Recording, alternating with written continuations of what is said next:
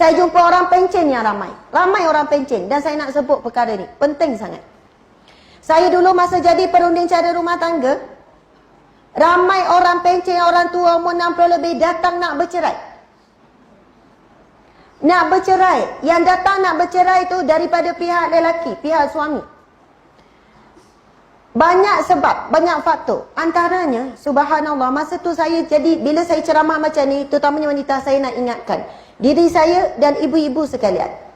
Biasanya orang lelaki dia akan sebut beberapa perkara, benda yang sama saja.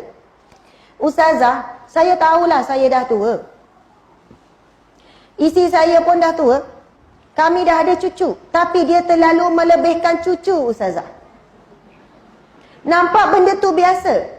Kita akan kata, awak ni kenapa mbak nak berkira bukan orang lain, cucu. Awak ni dah tua macam ni, nak ni. Allahu Akbar. Selagi mana kita jadi seorang isteri, siapa yang ada suami lagi angkat tangan? Tak berapa nak mengaku, tinggi sikit. Okey, semua ada suami lagi, Masya Allah. Selagi mana kita ada suami, selagi itu suami adalah gudang pahala yang paling utama bagi seorang isteri. Selagi mana ada seorang suami umur berapa pun, dia adalah orang yang pertama yang perlu kita dahulukan. Allah akan uji dalam hidup kita, akan ada anak, kemudian ada cucu. Dan memang kita cenderung untuk beri kasih sayang kepada cucu, sebab cucu sangat menggembirakan hati kita. Manakala atuk dia menyakitkan hati. Subhanallah. Sebab itu kita cenderung untuk memberikan perhatian, kasih sayang kepada mereka yang menggembirakan hati kita. Tetapi percayalah, apabila kita melakukan sesuatu dalam keadaan kita teruji sabar, dalam keadaan kita buat kerana Allah, maka pahalanya berganda-ganda. Lagi susah kita nak buat sesuatu ketaatan, kebaikan, lagi tinggi pahalanya. Dinilai kepada apa? Kesukaran, tahap kesukaran. Memang ada orang selalu kata pada saya, senanglah Ustazah, Ustazah tak ada di tempat makcik. Senanglah Ustazah cakap macam tu, suami Ustazah okey.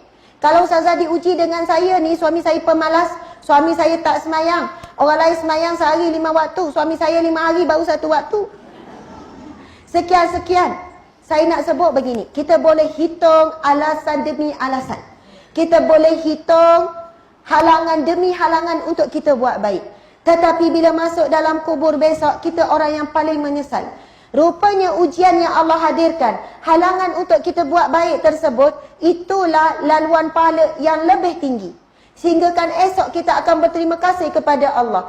Ya Allah, rupanya inilah jalan yang mengantarkan aku ke syurga, iaitu melalui jalan sabar. Jalan sabar. Sebab itu kita sentiasa diuji dengan orang yang paling dekat dengan kita. Suami, anak, cucu dan sebagainya. Masya Allah, Allahu Akbar. Jadi, antara yang suami sebut, orang-orang dah pencen sebut, kecil hati bukan dengan orang lain, dengan cucu. Ustazah, kalau anak saya bersalin 40 hari, dia tinggal saya. Dia jaga anak. Dulu dia lupa masa dia bersalin, saya jaga dia, bukan mak dia jaga dia.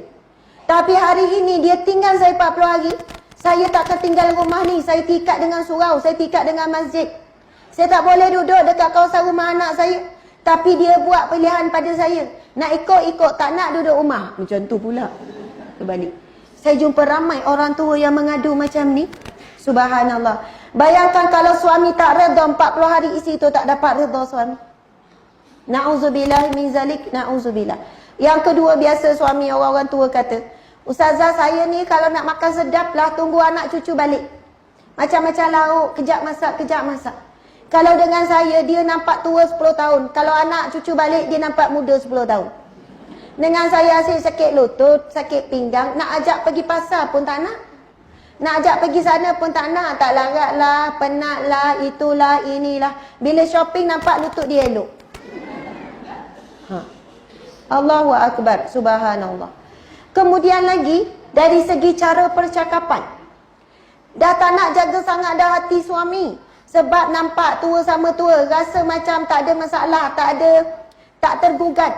Tak layan ke, tak buat yang terbaik ke, tak berias pun tak apalah. Dia ni dah tak ada orang nak, dah kecut dah ni. Dah kerepot dah. Masa muda dulu rasa juga bimbang apa. Bila dah sama-sama tua rasa macam tak ada masalah, tak layan pun. Allahu Akbar. Sebenarnya kita layan mengharapkan daripada ganjaran suami ataupun kerana Allah. Kerana Allah, kerana Allah. Sebab selagi mana kita buat berbakti pada suami, selagi itu Allahu Akbar, kita diberi pahala. Ada orang dia kata, Ustazah, bukan saya tak nak masak, tapi bila masak dia makan sikit je. Saya masak biaya bukan makan sangat pun. Saya kata, tapi dia suka masak ke suka beli? Suka masak. Penat Ustazah masak, Ustazah. Kan senang beli. Kita dah tua tak payah berkira sangat. Ada lelaki tak nak. Dia nak isi dia masak. Masalah simple-simple pun. Saya kata macam ni. Allah dia bukan lihat result. Dia lihat apa yang kita buat. Contohkan kita masak nasi biryani, nasi Bukhari. Kemudian lembek tak jadi. Masak 2 jam. Lepas tu bila hidang tak jadi. Lembek tak sedap. Terlebih air. Kuah pun tak jadi. Manusia tengok usaha kita masak ke tengok hasil kita masak? Hasil. Ya Allah, tak jadi, tak apalah, makan je lah, nak macam mana, gini-gini. Tapi start kita masuk dapur tu, sampai selesai 2 jam tu, pahala. Allah tengok apa yang kita buat, bukan hasil. Tapi manusia cenderung akan beri perhargaan bila nasi biryani kita tu sedap. Oi, sedapnya, Masya Allah, tak pernah. Manusia akan puji ketika itu. Tetapi Allah puji daripada start kita masuk dapur tu. Ya Allah, walaupun dia dah tua tapi dia sediakan makan minum untuk suaminya. Walaupun dia dah tua tapi dia sabar, dia kemas rumah. Start pegang penyapu tu, bukan hasil. Manusia mungkin akan lihat hasil. Ni kenapa menyapu macam tak menyapu? Ini biasa ayat orang perempuan. Dia minta suami dia menyapu. Bang, menyapu macam tak menyapu. Orang lelaki kalau menyapu memang laju. Dah siap. Orang perempuan memang lama. Tunduk, selak, cari bawah sofa, korek-korek. Dia kata kenapa nak susah-susah korek-korek? Benda tersembunyi jangan dicari-cari.